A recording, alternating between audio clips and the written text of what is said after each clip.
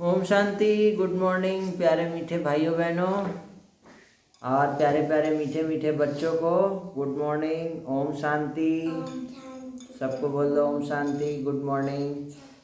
आपका positive thinking class, spiritual class, आध्यात्मिक class में बहुत बहुत स्वागत है, वेलकम। सुबह सुबह उठते ही 6 संकल्प कर दिया जाता है, किया ना, बाबा ने बताया ना। कौन कौन सा है? मैं, जल्दी जल्दी बोलो नहीं तो लेट होगा। मैं आत्मा हूँ। आगे, I am a peaceful soul, I am a powerful soul, I am a joyful soul,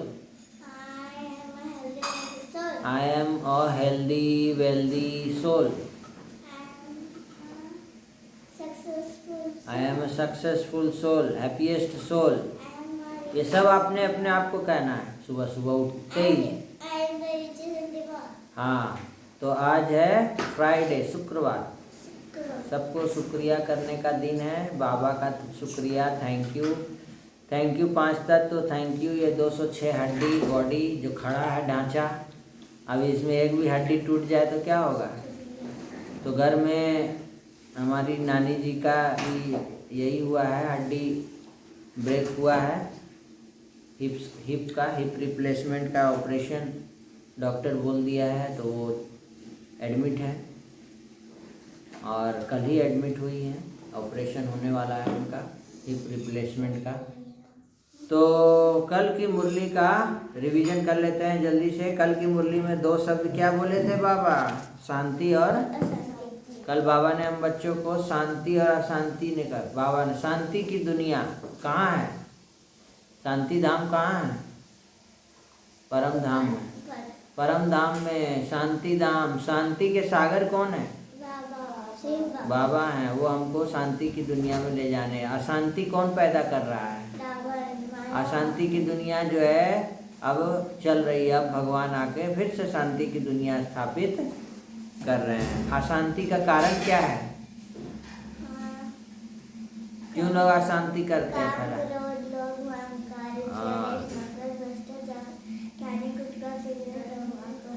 देवान, ये है अशांति का कारण। तो आज की ये है कल की मुरली का। कल बाबा ने कहा बच्चे सदा खुशनुमा रहना है, ठीक है। वाह बाबा वाह, वाह ड्रामा वाह की स्मृति रखेंगे तो सदा खुश रहेंगे। वही है वही जो राम रची रखा। भक्ति में भी हम लोग बोलते हैं ना, शास्त्रों में भी लिखा हो, वही है वही जो राम रची रखा। भगवान की मर्जी के बिना एक पत्ता भी नहीं हिलता है, बोलते हैं कि नहीं? जो लिखा है वो होगा, ऐसे ऐसे शब्द बोलते हैं हम लोग। बाबा भी कहते हैं बच्चे वाह ड्रामा वाह बोलो। ये दुनिया क्या है? ड्रामा का खेल चल रहा है। इसमें आपको खेलना है प्लेयर के जैसा, और जीतने की भावना से खेलना है। उसमें हार भी होगी लेकिन हमको जीतने की भावना से खेलना है। हार हो भी जाता है तो जो भी खेल खेलने वाले बच्चे हैं, पेरेंट्स हैं, जो क्रिकेट में इंटरेस्ट रखते हैं, फुटबॉल में इंटरेस्ट रखते हैं, हार जीत तो लगा रहता है। हार भी होता है, जीत भी होता है। हर बार क्या आप ही जीतेंगे? सामने वाला नहीं जीत सकता है। लेकिन आपका क्या थॉट होता है कि हमको जीतना है, आई विल विन, मैं जीतूंगा, है ना। और उस भावना से आप खेलते हैं। या पहले ही वो सोच लेते हैं ना हम तो नहीं जीत पाएंगे, आज हम नहीं जीतेंगे, आज इसको जीतने दो, ऐसा तो नहीं बोलते हैं। तो आज बाबा ने हम बच्चों को, चलिए कहानी से हम लोग शुरू करते हैं और उसके बाद आज की मुरली का सार भी देखेंगे। परोपकारी साधु, देखिए क्या कह रहे हैं। बहुत पहले की बात है, हमारे देश में एक महान परोपकारी साधु रहता था। वह साधु जगत को भगवान मानकर पूजता था। दुखियों की सहायता करना, पथ भ्रष्टों को मार्ग दिखलाना, अपकारियों पर भी उपकार करना उसका दैनिक कार्य था। वह पुण्य के लोभ से नहीं बल्कि स्वभाव से ही अच्छे कार्य करता था। जिस प्रकार सूर्य स्वाभाविक गति से प्रकाश फैलाता है, उसी प्रकार वह भी मानवता का प्रकाश फैला रहा था। ये कोई उसके पीछे कोई उसकी भावना नहीं थी कि पुण्य कर्म करना है, अगला जन्म अच्छा होगा, ये सब वो भावना नहीं। वो फिर भी एक स्वार्थ आ जाता है। स्वर्ग में रहने वाले देवता भी उसे दूर से ही देखकर आश्चर्यचकित थे कि इस शरीरधारी ने मृत्यु लोक में ही देवत्व कैसे प्राप्त कर लिया है। वे इस महापुरुष को पुरस्कृत करना चाहते थे। देवता रूप बदलकर उसके पास आए और कहने लगे कि आप कहिए क्या चाहते हैं, वरदान मांगिए, आपके स्पर्श से ही रोगी स्वस्थ हो जाएंगे। साधु अपनी सेवा का पुरस्कार प्राप्त नहीं करना चाहता था, स्वयं में तृप्त होकर केवल अपना कर्तव्य पालन कर रहा था। उसने कहा, हे देवताओं, मैं दैवी शक्ति नहीं चाहता हूँ, उसका अधिकारी तो केवल परमात्मा है, मैं अनाधिकार चेष्टा नहीं करता हूँ। देवता निराश हो गए, फिर उससे प्रार्थना करने लगे कि वर मांगो, जो कुछ आप चाहते हो। साधु ने कहा, ईश्वर ने मुझे सब कुछ दिया, इससे अधिक किसी प्रकार की आवश्यकता मुझे नहीं है। देवताओं ने फिर कहा, हम तो वरदान देने के लिए आपके पास आए हैं, अपनी इच्छा से वरदान देकर ही जाएंगे, है ना। साधु थोड़ी देर बाद चुप रहा और कहने लगा, तो देवताओं ने क्या कहा कि हम तो आपको वरदान देकर के रहेंगे, अपनी इच्छा से वरदान देकर ही जाएंगे। साधु थोड़ी देर चुप रहा और कहने लगा, हे देवताओं, मैंने तो निष्काम भाव से सेवा व्रत ग्रहण किया है, कार्य करने पर मैं फल की इच्छा नहीं करता हूँ, मैं उपकार कर रहा हूँ, इस प्रकार की भावना मुझे छू नहीं सकती है। आप मुझे शक्तिशाली बनाकर पतन की ओर मत ले जाइए। देवताओं ने कहा कि जिससे तुम्हारी प्रयोजन सिद्धि हो जाए वह वस्तु आप मांगिए। साधु ने कहा कि सबका कल्याण हो, आप केवल ये वरदान दीजिए कि मैं परोपकार के फल का भागी नहीं होना चाहता हूँ। देवताओं ने ऐसा कहा ऐसा ही होगा, तथास्तु। जहाँ तुम्हारे शरीर की छाया भी पड़ेगी वहाँ जीवन का संचार होगा, तुम्हें उस छाया का प्रभाव भी मालूम ना होगा। वरदान के बाद देवता दुदुम्बी बजाते हुए वहाँ से चले गए। साधु को इस दिव्य शक्ति का कुछ भी अभिमान नहीं हुआ, वह लोक सेवा में लग गया। देवी शक्ति ने अपना प्रभाव दिखाना प्रारंभ किया। जहाँ जहाँ साधु की छाया पड़ती थी वहाँ वहाँ नव जीवन का संचार होने लगा। सूखे पेड़ों के पत्ते हरे हो गए, सूखे तालाब जल से भर गए, पीड़ित प्राणी प्रसन्न हो गए। साधु नहीं जान पाता कि यह किसके प्रभाव से हो रहा है, इसलिए उसके मन में अहंकार की भावना भी प्रकट न हो रही थी। उसने विनम्र भावना से सबकी सेवा की। लोगों ने उसे सिद्ध पुरुष माना। अलौकिक शक्ति वाला यह साधु निराभिमानी है, यह सोचकर सभी चकित रह गए और सभी उसके भक्त हो गए। साधु फिर भी स्वयं को सेवक ही मान रहा था। तो भाइयों बहनों, पेरेंट्स, स्टूडेंट्स, इस कहानी से आपको क्या सीख मिला, कमेंट जरूर करें, बताएं कि क्या सीख मिला है। वास्तव में लोक सेवक वे ही हैं जो निष्काम भाव से दूसरों की सेवा करते हैं। सत्पुरुषों के शरीर से नहीं बल्कि उनके प्रभाव से दूसरों का हित होता है। ऐसे लोक सेवक जो सबके लिए प्रिय होते हैं, धन्य हैं। जो लोक सेवक होता है वह स्वयं के कार्य की प्रशंसा नहीं करता है कभी भी। तो ऐसे बहुत सारे ऐसे सेवक हुए हैं, लोक सेवक, जिसको हम लोग जानते हैं, उनके बारे में पढ़ते हैं, उनको आज भी लोग याद करते हैं उनकी सेवा के लिए। लेकिन आज के इस समय में ऐसा लोक सेवक मिलना मुश्किल लग रहा है।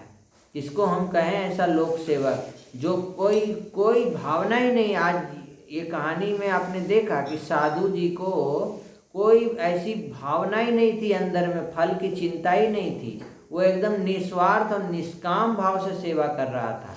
तो आज के ज़माने में है कोई ऐसा, कोई निष्काम सेवाधारी? चेक करें, बताएं। तो ये कहानी से क्या सीख मिला ज़रूर आप कमेंट करेंगे। और आज की मुरली में बाबा ने क्या कहा देखिए। मीठे बच्चे, अभी गॉडली सर्विस पर हो, तुम्हें सबको सुख का रास्ता बताना है, स्कॉलरशिप लेने का पुरुषार्थ करना है। सुख का रास्ता सबको बताना है, स्कॉलरशिप लेने का पुरुषार्थ करना है। तुम बच्चों की बुद्धि में जब ज्ञान की अच्छी धारणा हो जाती है तो कौन सा डर निकल जाता है? माया का डर। उत्तर है भक्ति में जो डर रहता है कि गुरु हमें श्राप न दे देवें, यह डर ज्ञान के में आने से, ज्ञान की धारणा करने से निकल जाता है। क्योंकि ज्ञान मार्ग में श्राप तो कोई नहीं दे सकता है।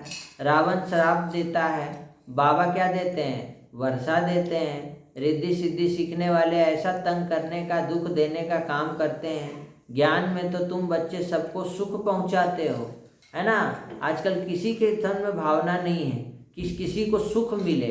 हमारे मन से, थॉट से, हमारे सोच से, है ना, हमारे कर्म से दूसरे को सुख मिले, ऐसी बहुत कम भावना देखने को मिलती है। तो ऐसा हमको भावना प्रकट करना है, और ये होगा आध्यात्मिक क्लास से, योग से।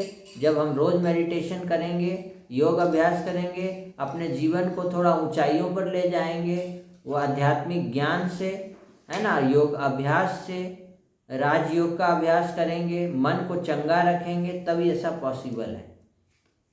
और आज की मुरली में बाबा ने हम बच्चों को धारणा के लिए क्या पॉइंट दिया है, वो है कि बाप से बेहद का वर्षा लेने के लिए डायरेक्ट अपना तन मन धन ईश्वर के आगे अर्पण करने में समझदार बनना है। गाते हैं ना गीत, तन मन धन सब कुछ है तेरा, तेरा तुझको अर्पण क्या लागे मेरा। तो ये दिल से कहना है, सिर्फ बोलने से नहीं, दिल से, अंदर से आ रहा है कि नहीं। कहीं भी मेरापन तो नहीं है। आपने कहानी में देखा ना कि उस साधु जी को कहीं भी मेरापन था। आज बाबा बोले हैं रमता योगी बनना है, कुछ नहीं है मेरा, मेरा तो जीवन बस बाबा के लिए है। उसमें भी मेरा कोई स्वार्थ नहीं है कि हमको ये से अच्छा कर्म करेंगे तो भगवान हमको अच्छा फल देंगे। इसमें कोई स्वार्थ नहीं रहना चाहिए। जैसे बाप पढ़ाने की, संभालने की और सिंगारने की सर्विस करते हैं, ऐसे हमको भी सर्विस करना है बाप समान। जीवन बंध से निकाल सबको जीवन मुक्ति में ले जाना है, समझा। अपना सब कुछ 21 जन्मों के लिए ट्रांसफ़र कर देना है।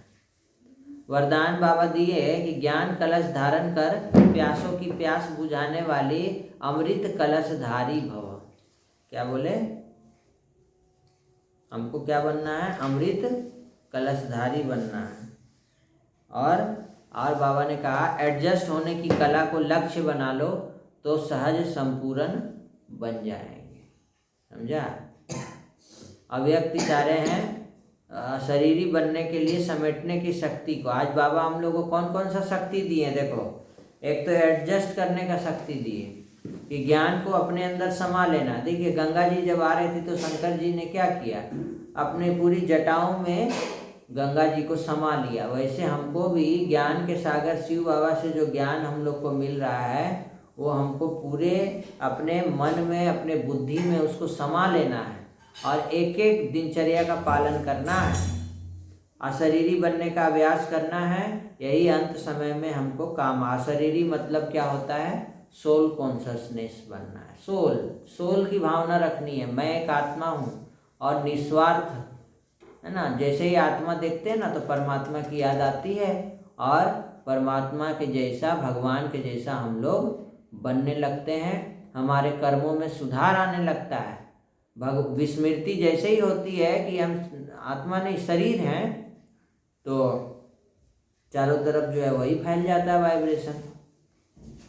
तो आज की मुरली से 2 शब्द ले लेंगे, पूज्य और पुजारी ले लीजिए और सम्मान ले लीजिए। मैं अमृत कलशधारी आत्मा हूँ, ये भी ले सकते हैं। तो आज की मुरली से आप होमवर्क जरूर बना के रखना है। होमवर्क बनाई है, डायरी लाओ तो देखें। जब भी बाबा ने कहा है कि बच्चे सबका पहले अपने आत्मा का श्रृंगार करना है, उसके बाद हमको सबका सेवा करके सबकी आत्मा का श्रृंगार कर देना है। तो ये रहा आज की मुरली का सार। अब मधुबन जाने का समय हो गया है। हम लोग 24 तारीख को हम लोग मधुबन में जा रहे हैं बाबा के पास। बाबा हम लोग को लेके जा रहे हैं, मधुबन में हैं हम लोग, वहाँ बाबा से मिलने जा रहे हैं। 30 तारीख को बाबा का मिलन का डेट है ईस्टर्न जोन का, तो हम लोग बाबा से ज़रूर मिलेंगे, है ना। ये लोग सब जा रही है। चलिए फिर से मिलते हैं कल के वीडियो में। आज दिन भर शुक्रिया करते रहें सबका, 5 तत्वों का भी शुक्रिया, इस शरीर का, शरीर रूपी प्रकृति का भी शुक्रिया, बाबा का शुक्रिया, आस पड़ोस, दोस्त, फ्रेंड सर्कल, सबका शुक्रिया, धन्यवाद। ओम शांति। फिर सबका भला हो, सब शांत रहें, सुखी रहें, निरोगी रहें, स्वस्थ रहें, नशा मुक्त रहें।